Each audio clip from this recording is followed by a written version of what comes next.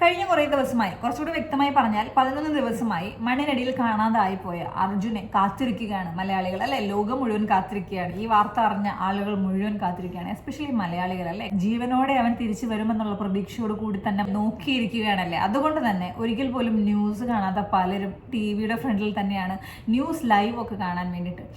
പല ചാനൽസും വളരെ നല്ല രീതിയിലാണ് ഇതിനെക്കുറിച്ചുള്ള ന്യൂസുകൾ റിപ്പോർട്ട് ചെയ്യുന്നത്. പക്ഷേ 1-2 ചാനൽസ് അർജുനെ കാണാതായി, അർജുനെ ഇപ്പോൾ കിട്ടും എന്നുള്ള രീതിയിൽ റിപ്പോർട്ട് ചെയ്യുന്നു എന്നുള്ളതിൻ്റെ പേരിൽ സ്വന്തം ചാനലിന് പ്രൊമോഷൻ കൊടുക്കുന്ന ഒരു രീതി കഴിഞ്ഞ കുറേ ദിവസങ്ങളായി കാണുന്നു കേട്ടോ. കുറച്ചുകൂടി വ്യക്തമായി പറഞ്ഞാൽ ഓണത്തിനിടയ്ക്ക് പുട്ട് കച്ചവടം, അതായത് ഒരു മനുഷ്യനെ മണ്ണിനടിയിലാണോ വെള്ളത്തിനടിയിലാണോ എന്നൊന്നും തിരിച്ചറിയാൻ വയ്യാതെ ലോകം ഉറ്റുനോക്കിക്കൊണ്ടിരിക്കുമ്പോൾ, നിർവികാരമായി കാത്തിരിക്കുമ്പോൾ, അതിനപ്പുറത്തേക്ക് നമ്മുടെ ഡിഫൻസ് ടീം ഉൾപ്പെടെ അതിൽ ഇറങ്ങി പ്രവർത്തിക്കുമ്പോൾ ഇതിനെ റിപ്പോർട്ട് ചെയ്യുന്ന ചില റിപ്പോർട്ടേഴ്സ് വന്ന് 1-2 ദിവസമായി വീമ്പിളക്കുന്നുണ്ട്.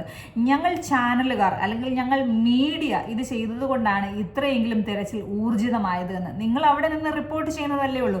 ശരിയാണ്, ആദ്യമൊക്കെ തിരച്ചിൽ ഊർജിത കുറവുണ്ടായിരുന്നു, നിങ്ങൾ അതിനെക്കുറിച്ച് റിപ്പോർട്ട് ചെയ്യുന്നുണ്ട് എന്ന് കരുതി സ്കൂബ ഡൈവേഴ്സിനെയും ഡിഫൻസ് ടീമിനും ഒക്കെ അപ്പുറത്തേക്ക് നിങ്ങളാണ് ഏതാണ്ട് മലമറിക്കുന്ന കാര്യം ചെയ്ത് ഇത്രത്തോളം എത്തിച്ചത് എന്ന് വീമ്പിളക്കുന്ന ഒരു രീതി ഉണ്ടല്ലോ, അതൊന്ന് കുറച്ചാൽ വളരെയധികം നന്നായിരുന്നു.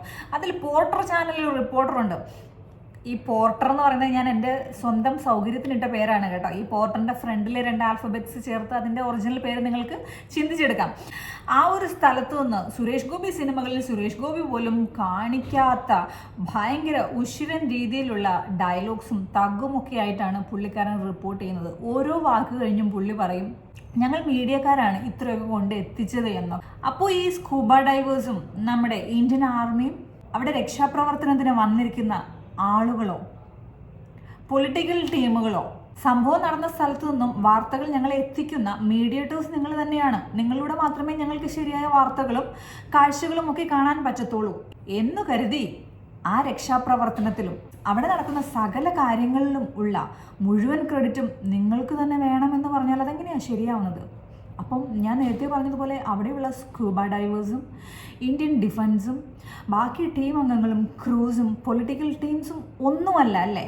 നിങ്ങളുടെ ഷോ ഓഫോ നിങ്ങളുടെ തഗ്ഗുകളോ നിങ്ങൾ അവിടെ ചെന്ന് ഷൈൻ ചെയ്യുന്നതോ ഒന്നും ഞങ്ങൾക്ക് കാണണ്ട. വളരെ മാന്യമായ രീതിയിൽ ന്യൂസ് റിപ്പോർട്ട് ചെയ്യുന്ന ഒരുപാട് ചാനൽസ് ഉണ്ട്. സത്യം പറഞ്ഞാൽ ഞാൻ ഇതിനെക്കുറിച്ച് സംസാരിക്കണം എന്നൊന്നും എൻ്റെ മനസ്സിലേ ഇല്ലായിരുന്നു. ഇദ്ദേഹത്തിൻ്റെ ഈ ഒരു ഓവർ ആക്ടിങ്ങും ഇദ്ദേഹം ഏതോ ആക്ഷൻ മൂവീസിലെ സ്റ്റാർ ആണ് എന്നുള്ള രീതിയിലുള്ള റിപ്പോർട്ടിങ്ങും ഒക്കെ കാണുമ്പോൾ എന്തെങ്കിലുമൊക്കെ ഒന്ന് പറയണമല്ലോ എന്ന് വിചാരിച്ചു.